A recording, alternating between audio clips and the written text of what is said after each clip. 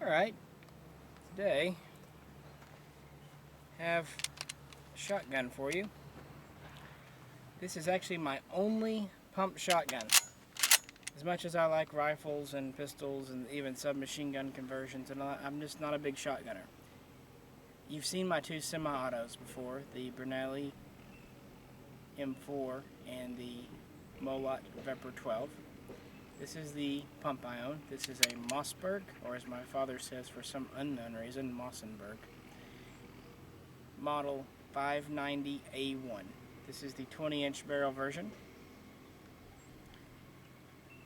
with the extended tube, bead sights, and as you can tell, it has a bayonet lug. This is my good old M9 bayonet on there. You never know. There's cows out here. We might have to fight off cows or dogs. Get that off there and mount this on my foot there. I noticed the M9 fits a lot tighter than my M7 on this thing. I don't know why. But, yeah. People often wonder why a bayonet lug. Why not? I remember during the assault weapons ban, that's what made the Mossberg 590 series interesting. It was one of the few catalog guns you could see with bayonet lug.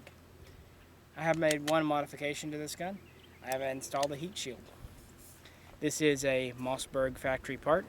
It is not a 590 heat shield modified to fit. This is a 590A1 heat shield. They do exist. You just have to find them. Goes on very easily. No modification to the shotgun required. 20-inch barrel. Because this is a 590A1, it has the metal safety, metal trigger guard, and heavy wall barrel. It also disassembles ridiculously easy. You just unscrew this and the barrel pulls right off, and you don't have to have spring tubes going everywhere, springs from the tube. Of course, it has sling swivels.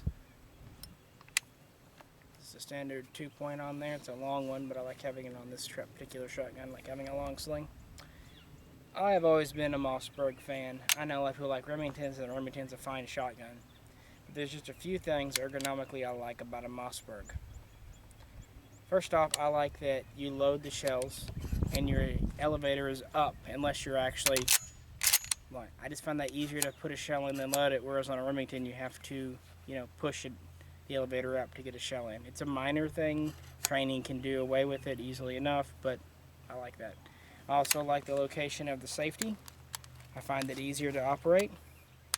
And I really like the location of the bolt release. It's squeeze, the grip, and it works. Whereas in a Remington you have to reach up and around your trigger guard. Again, nothing that couldn't be worked around with training. I just find this place more instinctive.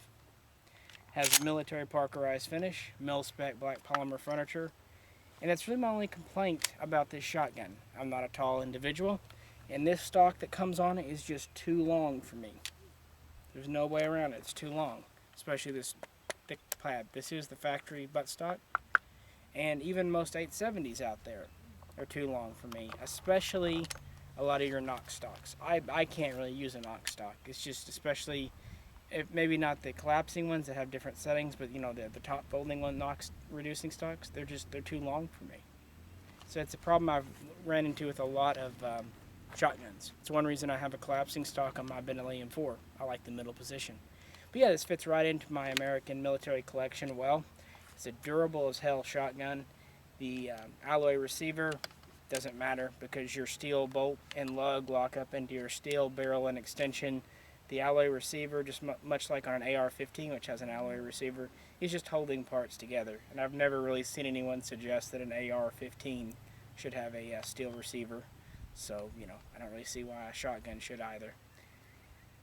But, yeah, I started off with a 500 years ago, got a 590, and then this is my 590A1 I've had for about 5 years. And it's the only pump shotgun I own and the one I feel like I need to own. It suits me well, both as utility and as just fitting into my military collecting habit.